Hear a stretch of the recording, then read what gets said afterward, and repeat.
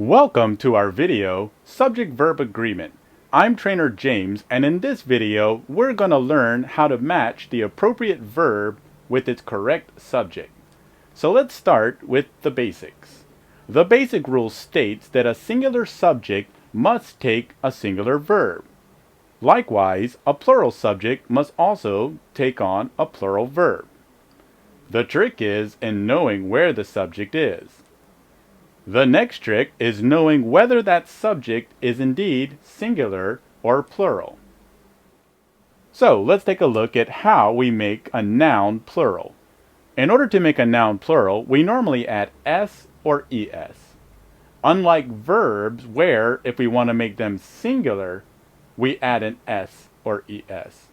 So in the case of verbs versus nouns, they're actually the opposite when it comes to adding that s or es. Let's take a look at an example. The dog barks all the time. Here, the s is on the verb bark, indicating that the verb is singular. How do we know? Well, let's look at the subject, the dog. There's only one dog, meaning it's singular, so now we use the singular verb. In our other example, we have the dogs bark all the time. Now the s moves from the verb over to the noun, showing us that now the subject is plural and the verb is likewise plural. Now, let's take a look at some common Filipino errors.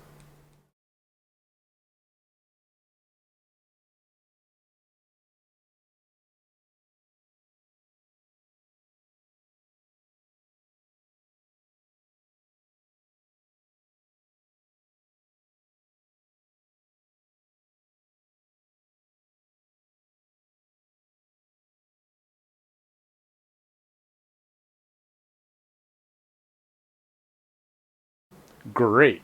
Now let's get into the rules. Starting with rule number 1. Two singular subjects connected by the words or nor require a singular verb, such as, my uncle or my aunt is here. Neither my mom nor dad is here. Rule number 2.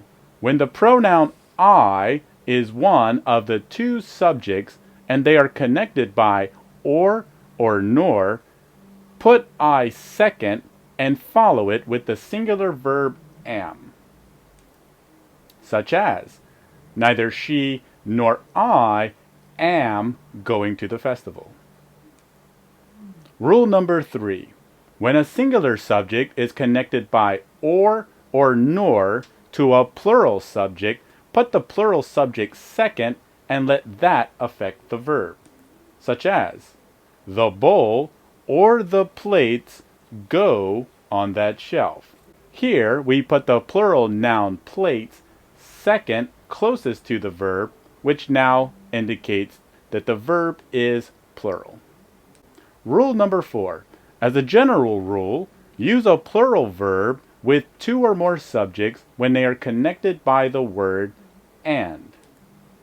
Such as, the boy and the girl are in the 3rd grade. Rule number 5 is actually a slight exception to rule number 4. If we have two subjects connected by the word and, but they refer to the same thing, such as a TV show. Will and Grace is my favorite TV show. Here, Will and Grace are not two different people. This is the name of a television series, so it's singular. Also, when we're dealing with certain food items, like macaroni and cheese, because these two items are always found together, they're going to take on a singular verb. Rule number 6. Normally, the information located between two commas can be taken out of a sentence without affecting the grammar. When dealing with two commas, we call that a comma splice. Now, if we were to take out the information between the two commas, our sentence would still be grammatically okay, which means the subject must not be there. So let's take a look at an example. The politician, along with the delegates, is expected shortly. Take a moment and see if you can find the subject. Very good. The subject here is the politician, not delegates.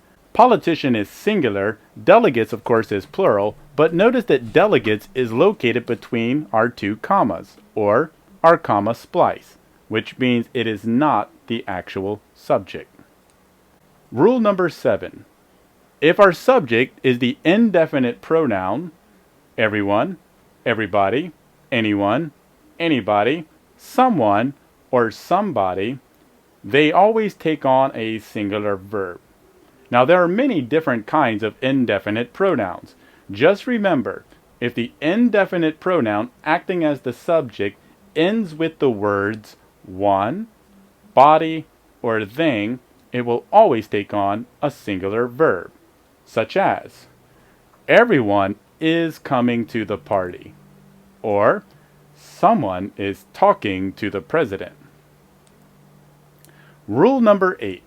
Use a singular verb for sums of money or periods of time, such as $10 is a high price to pay. 5 years is the maximum sentence. Rule number 9. Collective nouns such as team and staff may either be singular or plural depending on their use in a sentence, such as the staff is in a meeting.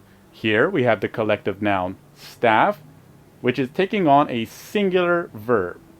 However, the staff are in disagreement.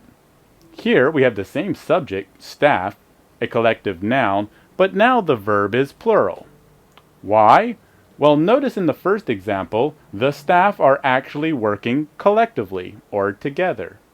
Whereas in the second example, the staff are opposed to one another. This creates a fraction, which means now the verb is plural. Now, rule number 10. In sentences that begin with here or there, the subject follows the verb, such as there are 4 hurdles to jump. The subject here is not the word there. The subject is actually hurdles. Notice it comes after the verb. Let's take a look at another example. There is a high hurdle to jump. Again, we have the subject hurdle, singular, coming after the verb. That concludes our presentation on subject-verb agreement. I look forward to seeing you in our next video. Take care!